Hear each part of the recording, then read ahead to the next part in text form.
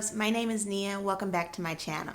So today's topic is not very sexy. So I got my wine glass. You may want to go get a glass of wine too, because this topic is kind of stressful. And like I said, it's not as sexy as some of the other topics, not as fun. But what I want to do with my channel is to create not only a beauty channel that's centered around Black women's beauty and locks, but also just a very informative channel. I remember going natural and finding these amazing natural hair channels like Yolanda Renee's channel and Natural 85. And it was a beauty channel for Black women that did different things like makeup and all these other things, but also they tied it back to natural hair. And not only did they have all the fun stuff that came with natural hair, they actually taught you real stuff that mattered.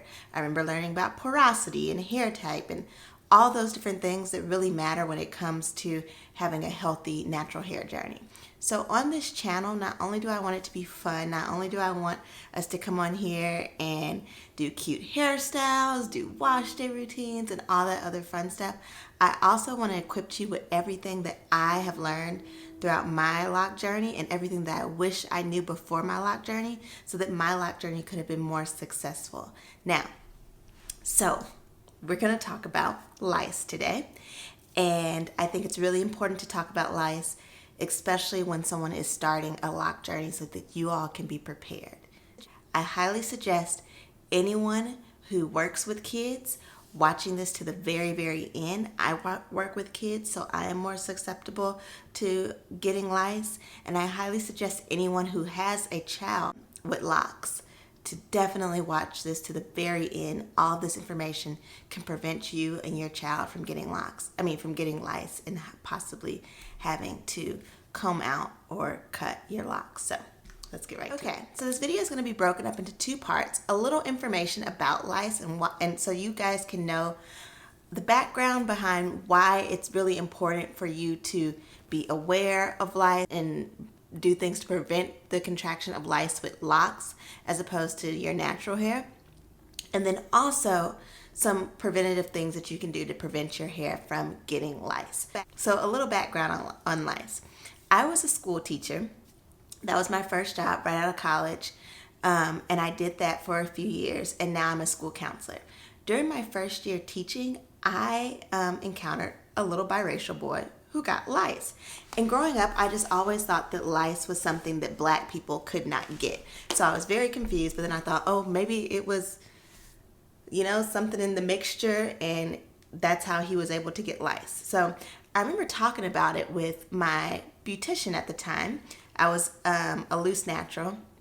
She was a very, very knowledgeable beautician. She taught me so much about hair that I would like to share with you guys. But one of the things that we talked about, I was like, hey girl, there's this little boy at my school and he got lice. Now he is biracial, but his hair is kinky. Like, I thought we couldn't get lice.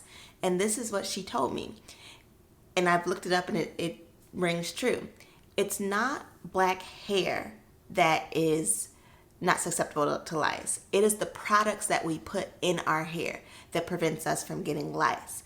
Now, whenever you're a loose natural and whenever you have relaxed hair, we are obviously most of the time are putting in more product. We're having more moisture we're putting into our hair. We're doing the deep conditioning. We're doing more hot oil treatments, more thick moisture treatments. And that's what's actually preventing us from getting lice, not the sheer texture of our hair. So fast forward, I've gotten Sisterlocks, and this is when I had a certified consultant. One day she just straight up asked me, do you have white kids at your school? And I said, yeah, it's a mixed school. We're about 45-50% Black, maybe like 20% white. And so she told me that I need to be very careful when it comes to lice. They just had a mother and a daughter come into the shop who both of their heads were full of lice. And so with locks, we are even more susceptible to lice than other Black people because we're not putting all of the different products in our hair. That we're not putting the grease, we're not putting the styling gels, we're not putting all that stuff in our hair that is preventing our hair from getting lice. So when you have locks, you can definitely get lice. So then fast forward, at my school the next year, a child with locks got lice, and there was no way that they could get them out. They had to cut their hair. Also, the individuals at the shop that I went to, the mom and the daughter, they both had to cut their locks. So here we go. How do we prevent it? Now that we know that we are susceptible to lice, how can we make sure that we don't get lice or that our babies don't get lice? Because that would be absolutely horrible. You want to get some sort of lice repellent spray. So this is the kind I use. I use this, it's called Head Hunters. It sounds really gross. Lemon heads and repellent spray. So when it is peak lice season at the school, I'm spraying this on my hair every day. My school nurse told me that lice typically they get on your hair at the bottom of your hair, especially when you are working with kids, because that's the part of your hair that's going to be touching onto their hair. So I just spray the bottom section of my hair and then just lightly all over. But I get the bottom section pretty good. And I mean, this spray has not damaged my locks in any way. It smells really good. It's very light. So I use this. I used to use another kind, but the bottle was super small. So I switched over to this, and I just pick it up from Amazon, and I will link it in the description below. Now, there are other ways to prevent lice as well. Oils can help prevent lice. The big one is tea tree oil. Tea tree oil has been seen to prevent lice infestations in hair. And so when it is peak lice season, once I hear about the first little kids getting lice, I'm putting the tea tree oil on the ends of my hair and on the back, on my nape, to prevent my hair from getting lice. Another thing to really think about if you have kids, so I am a school counselor, and I see all the rooms have like comfy pillows and comfy like beanbag chairs and stuff like that to lay on. You may want to bring your own for your child. When my sister was in 3rd grade, I talked to her teachers about it, because she goes to the school that I work at. And I asked, is it okay if she brings in like her own little comfy spot? Because if she was to get, she had locks at the time, she ended up combing them out. But if she was to get lice, she would have to either comb out her locks or cut them off. So anywho, so you may want to bring your child's own little comfy stuff or tell them to avoid laying down on like couches, kind of like mine in the back, where it's just fabric and like everybody's laying all over them. Do not put their heads on that. That's a no-go. Also, you don't want your kid, of course, to share hats with anyone, to share combs, to share headbands. That's a no-go. Also, when it's peak lice season, something that you can do to prevent the contraction of lice is putting your hair up, or putting your child's locks up into buns so that they don't have as much hair swinging around that could possibly come in contact with lice. In doing research for this video, I also saw that coconut oil and lavender oil are also used to prevent lice. I don't use those oils, so I have no experience with that, but I do use this complete like prevention regimen, and I have not contracted lice. And like I said, I work with kids on a daily basis.